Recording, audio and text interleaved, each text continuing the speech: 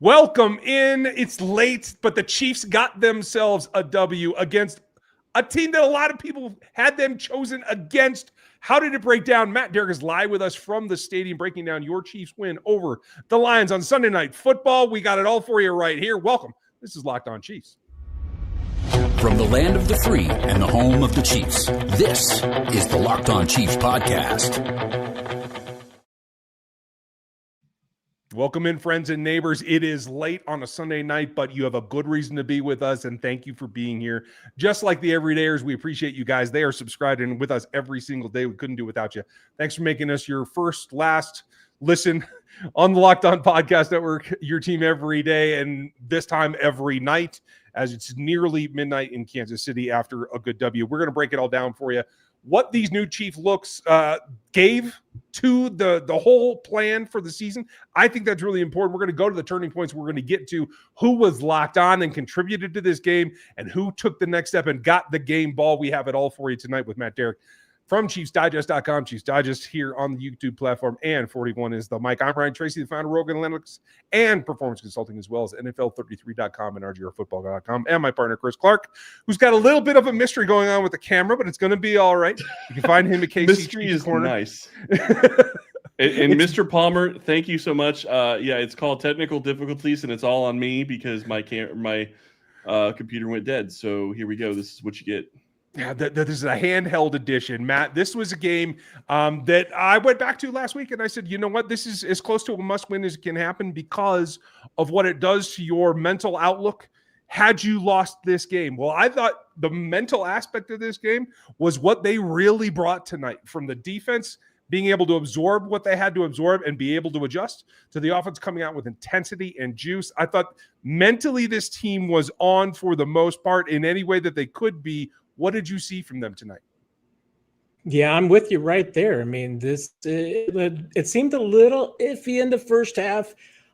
Defense was a little bit optional early in this game. And, hey, you Dan Campbell game, and when he's got a lot of guys banged up, you just don't know what he's going to do. And honestly, both teams played the same way. I mean, everybody was going for it on fourth downs. I thought we were going to have everybody going for 2-point conversions as well and just pulling out all the stops. It settled into a little bit more traditional football. But once again, I mean, you look at the results at the end of this game. Chiefs offense obviously played well enough to win. They put up 30 points.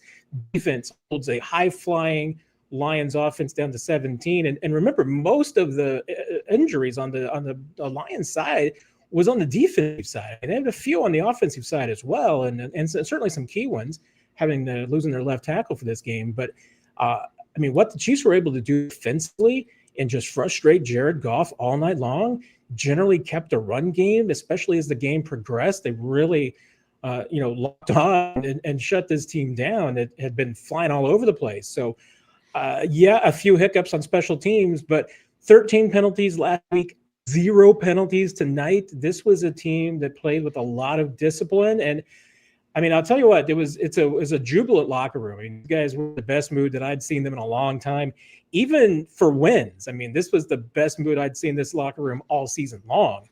And I don't know if maybe the skirmish at the end of the game didn't help too, because they kind of all came together as a group. And that's something that I'll tell you what, I was a little worried about, because we've seen some little cracks in the crevices and everything that this team hasn't always been put on the same oars. I tell you what, I think Brian Branch united this team tonight. Really interesting to me, and I think the big question I had going into this game is Josh Simmons ends up being out, and did not see that coming as early as of yesterday, and then all of a sudden he's out, reported questionable, and then all of a sudden, an hour before the game or so, out. Jalen Moore comes in, allows I didn't see the second half stats, but allowed 1 pressure in the first half to one of the best defensive lines in football. But Matt, you made a great point. You took a high-flying Lions offense, and this is the second offense that they faced, and I believe Baltimore was the first that was the number 1 offense in the NFL, and then the Chiefs defense faced them and held them under 20 points. That is phenomenal play to show on the defensive side. And while Chris Jones didn't really get a sack, he was instrumental in getting a sack for this team. So this offense looks great, and they're getting ready to get Rashee Rice back, but this defense is still playing at a very high level. And it's very exciting to see both sides of the football starting to come together. Yeah, I was surprised a little bit with some of the Lions did scheme wise. I was, especially because this offense is like we talked about, it's high powered offense. They got some guys that can go downfield. They never really challenged the Chiefs downfield, and this remembers the Chiefs pass rush, which really hasn't been very productive. The Lions were tonight, for whatever reason, seemed terrified to have Goff push the ball downfield. They had a lot of throws short. They had a lot of pre-programmed throws that were designed to just get the ball out quickly on the edges. And that's one of the Chiefs' strengths defensively. So it just didn't really make a whole lot of sense to me. And, at times, Goff had time to throw. I mean, I don't think that the Lions had a great deal of trust in their offensive line tonight I know, like I said, I know there were some injuries there, but they just didn't seem to have any trust. Didn't really let Goff take any shots downfield. And I was really surprised by that. I feel like they kind of, trying to go at the Chiefs' strength, and it didn't work out well for them. I was surprised by that as well. Jameson, when he first started to get that drag underneath where he could turn that up, I thought that was going to be a telling thing for the rest of that, to play off of it. They just never got around to it. I think there's a lot more in that offense that they have, but when you make them more single dimensional, I think that plays into your hand, and you have to try to do that. I think this is a blueprint for the rest of the league, especially those NFC teams that are going to have to go up against them. There's a lot to how you can slow them down, but the Chiefs were able to do it on both sides of the ball, to put up the points, put them behind, and then steady it up. I was happy with the defense. There were a couple of turning points. We're going to get to those coming up next, right after this. You know the saying, look good, feel good? The problem is that most dress clothes only check one of those boxes. They look sharp, but they feel stiff, hot, and high maintenance. That's why there's Mizzen & Main. Mizzen & Main makes classic menswear with performance fabrics, so it's effortless to look sharp and feel comfortable. They actually invented the performance fabric dress shirt over 10 years ago, and they perfected it ever since. Their shirts are stretchy, moisture-wicking, wrinkle-resistant, and machine-washable with no ironing and no dry cleaning. I love that you can go from the office to dinner or even out to the golf course and still feel comfortable all day. It's the feel of athletic wear, but the look of professional menswear. Right now, Mizzen & Main is offering our listeners 20% off at your first purchase at mizzenandmain.com with promo code LOCKEDONNFL20. That's Mizzen, spelled M-I-Z-Z-E-N, and Main, M-A-I-N.com. Promo code LOCKEDONNFL20 for 20% off. And if you'd rather shop in person, you can find Mizzen & Main stores in select states. Well, folks, this episode is brought to you by Mazda's moving the game forward. For those who believe it's not just about playing the game, it's about redefining it. There are moments that come down to every single ball game when you put points on the board. They move crowds, they move culture, and they keep the game moving forward. Tonight, it certainly was Patrick Mahomes being diligent in making those plays. A couple of nice ones go to Juju Smith-Schuster. Obviously, Hollywood Brown makes a Sunday Night Football statement in being the other guy. That all comes down to contributing to a ball game that you had to have those moments to move the game forward. When you follow what moves you, the unexpected is only the beginning. It's just like the more to every highlight. There's more to every Mazda vehicle as well. At Mazda, move and be moved.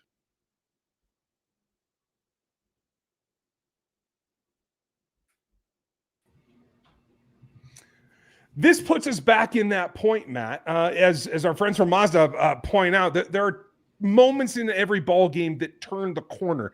And I agree with you. The defense started slow, but I thought they got their act together. I was personally very aware of the fact that Lions opening drive, while they were able to run the ball, they had to use a couple of trick plays just to get the thing done. And the whole thing, epic effort from Trent McDuffie on that play that Goff actually did get in there. Obviously, there was a call back there. But a great play design, but McDuffie was not giving it up. And I felt that was representative of the way the defense was playing all night long. They put themselves in some bad spots. But after, say, drive 2 for the Detroit Lions, I thought the defense started to figure itself out. Is this something that they can build on going forward, or is this a single game plan? Yeah. You never know what's going to happen here at Arrowhead. No, you never do. It's a busy place. And then I got so discombobulated, right? I completely forgot the setup. Can they replicate this performance is pretty much it. And I'll just drag this for a minute so I can maybe buy you a little bit of time, because I felt like you got performances from Leo Chenal. You got some from Drew Tranquil. They were able to stay in base long enough to affect the run game and get them to the point where they could pressure them because they had to throw the ball. Is that something that this performance tells you they can do again? Yeah, I mean, some of the good things from this is, and one thing that does stand out to me is that all of these wins have been a little bit different as far as the defensive strategy goes. Remember last week, not touching Noah Williams at all. I haven't seen the final snap count, so I don't know where he was, but played a little bit more tonight. Chiefs go with different looks, different lineups, and they really can tailor, especially their secondary, with the corners and the safeties to what they need. And, whether that means a little bit more of Trent McDuffie in the slot, which does mean you're going to get more Noah Williams. If you're going to get a little bit more Jamari Connor, and I thought, tonight they made some adjustments because Sam Laporta was having a little bit of success, maybe a lot of success against Nick Bolton. They've been, kind of adjusting it so you got a little bit more Jamari Connor there. And, even though the touchdown that Laporta had, I mean, that was just a phenomenal throw and catch in the back of the end zone. I mean, just tip your hat to that. Can't stop that. But they made the adjustments that they needed to. And so, can this be replicated? Sure. Because the Chiefs defense is a chameleon. I mean, they can adapt to whatever offense that they're facing. That's their strength. They don't have one way of playing. They go a lot of different ways. Now, they've got weaknesses. We know about that. The pass rush hasn't been as strong as they want it to be.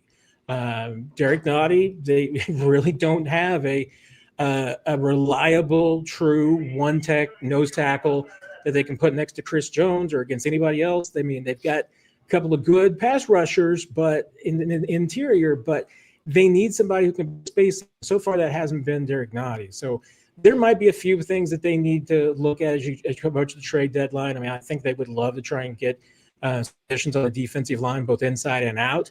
But as constituted right now, I think this Chiefs defense, hey, is it one of the top 3 to 5 defenses? Maybe. We'll find out at the end of the season where they end up being. But I think that their adaptability, once again, under Steve Spagnuolo, is one of their greatest assets. Craziest stat to me of this game, Kansas City looked like they were going to get just absolutely run over the entire game. Looked like the Lions maybe run for 150 yards, 200 yards in this game. They didn't even break 100 yards as a running back group. And Jared Goff had, I think, 7 or 8 yards. Sorry, I can't really look at the screen right now. But you look at that, and it's like, okay, this looked like the Chiefs' defense was going to get run over, but they figured it out. And this goes back to what we've kind of talked about this entire season, and really even before the season. This Chiefs defense, generally, the first couple of drives, they're going to probably bend a little bit more, maybe even break to some extent. But they figure it out, and they find ways to adapt, and they find ways to make plays as the game goes on and as the season goes on. But this defense is already locked on way earlier in the season than they ever have been. And in this sense, getting to a point where you stop a Lions running attack that was absolutely going after you is phenomenal to see. The turning point for me was watching this Chiefs offense go out, get a 4th and 1, or I think it's 4th and 1. It was 4th and short, and throw a ball to Xavier Worthy. He doesn't catch it. But then what happens right after that? They come back and they stop the Detroit Lions on defense. And they hadn't stopped the Detroit Lions yet, really.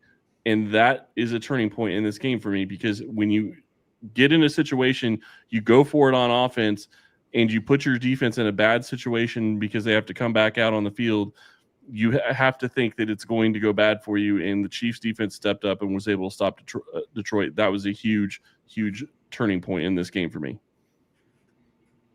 I have to think so as well, Matt. Any particular point in this game that you felt really was the hinge point? Yeah, I thought there were 2 things that stood out to me, particularly on the offensive side. And one is that the Chiefs, they've had a chance to double dip at the end of the first half and the beginning of the second half this season. They haven't been taking advantage of them. They got opportunity again tonight, and they come out of it with 14 points. That was big, because you get that final score before the end of the first half, and then you come back and it's that outstanding drive at the beginning of the second half. I think that really started to put the game away. And then the second turning point after the Lions get their touchdown in the fourth quarter to cut into that lead. And the Chiefs, what did they do? They responded with their best, frankly, to me, touchdown drive of the night. They had 4 very quick, efficient drives. I mean, normally, sometimes the Chiefs grind some out where they're talking about 8-minute drives. Everything tonight, 2:05 was the fastest drive. The one right before halftime. I think their slowest was 4:44. Moved with alacrity tonight. And so I think that both that winning the middle 8, as my college guy Drinkwitz always likes to talk about, they did that. They won the last 4 minutes, the first 4 minutes of the second half, and then Lions had some momentum in the fourth quarter. They closed the door with another great drive to put the game away. So I thought that that the offense was presented with 2 opportunities to put this game away, and they took advantage of it. I agree with you completely. Drive number 3 for me was the turning point because I thought it showed everything that it needed to show. Isaiah Pacheco came out with more juice tonight, more intensity, right? Patrick Mahomes was taking on and taking hits, and I thought that showed some. But for me, the big thing, and I noticed it was on that drive before the half, Matt, when Kelce gets upended there, going towards the end zone, and ends up on his head, he, like Pacheco, pops right back up, and they're able to see that even the vets, even the guys that they're like, he's got all this other stuff going on, will sell out the body when they have to and take the hits they have to get this thing going in the right direction. I felt like that turned the mentality and the energy around. I want to talk more about that, but we have to get to who stands out and who was locked on. I just want to say really quick, the other point with Kelce is when he went out with that ankle injury, you think that the offense is going to take a step back. And what happens right after that? Noah Gray gets a big catch, goes for a first down, really kind of kept that offense going and humming. And that is huge for this offense to continue without one of their superstars that has got them where they've been in the past couple of years. And it takes a group. We're going to talk about who was locked on, who contributed to this game and got him to the end zone, and also who gets the game balls. For me, you're going to hear about somebody who played not only the ball game, but after the ball game, because number 9 was on it. This show is brought to you by Supply House. When the opening whistle blows on a new repair, get your crew moving forward with Supply House. Order today and you'll get the parts on your doorstep tomorrow. Over 280,000 plumbing, HVAC, electrical items, and the most trusted brands in the business. Their real-time inventory and honest lead times keep you from punting projects, while their industry-leading customer service always has your blind side covered.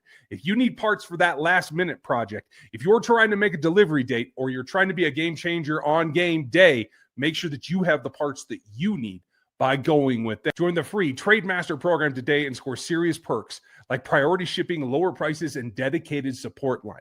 Visit supplyhouse.com to sign up for free and use the promo code SHCOLLEGE 5 for 5% off of your order. That's supplyhouse.com. Real people and real service. The NFL season is here, and FanDuel has an offer you don't want to miss. Right now, new customers can bet just $5 and you're in business. You can get $300 in bonus bets if you win. That's right.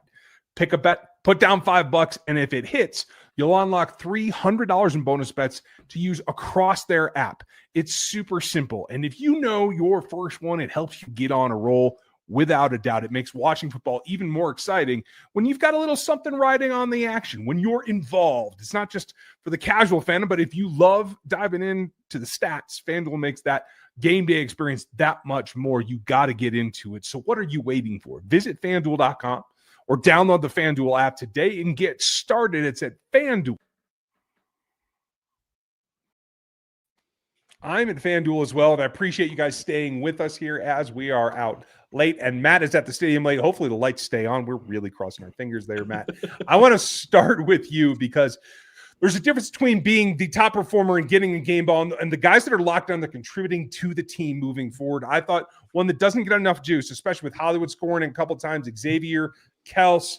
Obviously, there's a lot that goes into the offense. I think Juju Smith-Schuster put in grabs tonight that really helped keep the momentum and keep that offense on track. Obviously, whatever happened after the ball game, he's there to defend his team, and we'll go into that some other time. But I thought the unsung hero for me, one of them at least, was Juju Smith-Schuster. What did you see? Yeah, and I'll echo that. I'll add a note to that, which is that most of the work that Juju does stuff that doesn't end up in the box score. He does a lot of block, and obviously that's what kind of started the skirmish that you'll talk about later. Made things physical, but that's what Juju does. He's a physical receiver. He helps out in the run game. Honestly, he helps out in the passing game. I mean, last week he had the rub route that freed up for a touchdown. He does things that just don't show up in the box score. The guy that I thought was locked on tonight was Jamari Connor. He just continued to get better throughout the game. Finishes with a career high 12 tackles. Is Jamari Connor perfect right now? No. I mean, he's, I think, still a young player, and he's being asked to play a very big role for the team and do a lot, from playing the slot to playing in the box to playing on the back end. They asked him to do a little bit of everything, and tonight they asked him to step up, play a little bit more, and adjust and take on Sam Laporta, and I thought he did a good job of helping slow him down in the second half. He was everywhere. I mean, he was supporting, making tackles, and so that's why he's my guy. My guy is going to be Travis Kelce, and I thought he was locked on the entire game. His catch and bobble on the sidelines almost bobbled it and looked like it was going to drop, but huge third down conversion for him. Also had another catch that was interesting, and I'm not sure what either of you thought. I thought it would probably have been overturned, but the Chiefs were smart, got up and hiked the ball, and then got a penalty called, so they weren't able to review it. But the ref that they had talking after the game or during the game said that he thought it would have been a completed catch. I don't know about that, but Kelce to me was locked on tonight. A huge performance. Doesn't get a touchdown. Gets stopped right short of the goal line, but continued to show his value to this team. Seven targets, 6 catches for 78 yards. Nothing bigger probably than that 17-yarder that got a first down. Just continued to show why he is one of the best players in the NFL. Folks, give Chris some credit. He's working without a monitor here, so well done on the memory there. Matt, it comes down to the game balls. Thank you. There you go. It comes down to the game balls. As our resident guest and expert, you have your pick of the litter here. Who stands out and gets your game ball?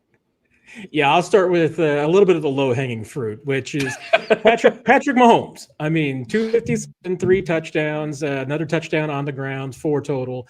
He was responsible for all the scoring tonight for the Chiefs, other than the field goal. The guy is playing at an MVP level. I mean, right now, if the Chiefs are back to 3-3, he should be in the discussion. I know in most of the places, look, he's number 2 in the betting as far as the MVP favorites. He keeps playing at this level. The Chiefs win the AFC West. If they manage to get back to 1 seed, he's definitely going to be the MVP. But he just, week in and week out right now, he is just playing some of the football he's played in at least 3 years, maybe 4 years, maybe 5 years. I mean, this dude is amazing, and he's just continuing to rack up performances week in and week out. If it's not for one mistake last week, I think that he's easily in the MVP conversation, and the Chiefs are probably 4-2. But that's a whole different ball game. Ryan, who gets your game ball? I'm going to go a little bit outside the box. For those of you who know me very well, stay upright. It's going to be on the offensive side of the ball tonight. I know. But I will say this: running back, right? Yeah, sure. Never. I'm going to take one of the big guys who doesn't get enough credit. And life is hard when you're an offensive lineman. It's even harder when you have 24 hours notice that you have to protect the best quarterback in football, and you haven't been in those first team reps, and you haven't been in the box when you're trying to get an interview done. It takes some pressure, and one guy rose to it. I thought Jalen Moore stepping in, being that third tackle that some people had some problem with, especially the size of the contract versus the rookie and everything. Josh Simmons, hope everything's good with him, but when you had to have a guy step in and take care of you, this is why you have 3 tackles. Mine goes to Jay Moore. What do you got, Chris? I cannot emphasize enough how impressive it is for him to be able to step in and do what he did tonight. And I know you and I have talked about this, Ryan. I think, Matt, we've talked about this as well. The fact that they gave him a 2-year, $15 million a year deal, $30 million total, everybody was freaking out because he ended up not being the starter. This is exactly why you paid Jalen Moore, and he is worth every single penny. He got to a point where he stepped in, he took the role, and he did well. And again, I don't know what the final pressures were on the night for him, but to only allow 1 pressure in the first half against that pass rush is phenomenal. So I thought he did fantastic. But the thing that the guy I'm going to give my game ball to is somebody that I'm really excited about. We didn't see Tyquan Thornton really do anything. He did play, but we didn't really see him do anything in this game. the guy that gets my game ball is Hollywood Brown. 2 touchdowns on the night, and a guy that is finally looking like he is belonging in this offense. He's had some decent games, but nothing that really stood out. But it wasn't just the touchdowns that really stood out for me with Hollywood Brown. It was also him finding a void in the zone on, I don't know if it was the 3rd down or not, but it was like a 20-yard completion from Mahomes to Hollywood Brown when nobody was around him. And yeah, it should have been a pretty easy catch and whatever, but that's still a play that if he doesn't make that, it stalls the drive. Just a great game by him, and to see him start to get that, and now knowing that you have a healthy Hollywood Brown, you have a healthy mostly healthy Xavier Worthy, and you're getting back your best wide receiver who you haven't even seen yet in Rashee Rice this next week. And let's not forget, Juju got love earlier from Ryan, and he should. He's played well. And Tyquan Thornton has played well. Again, he didn't do much tonight. But let's not forget, Jalen Royals has been on the field but not targeted at all yet this season. That is going to be something that will change throughout the season and throughout the rest of this year. I'm excited to see where this offense is going to go. Hollywood Brown gets my game ball. I like it. Folks, we'd love to know who gets yours. Put them in the comments down below. Throw them at Matt on X because he's got more things that he needs to do. But we appreciate you, Matt, staying up, keeping the lights on, and keeping everything moving. We may have lost Matt, actually, now that I look at it, and we're going to wrap up for him. You may have lost Matt.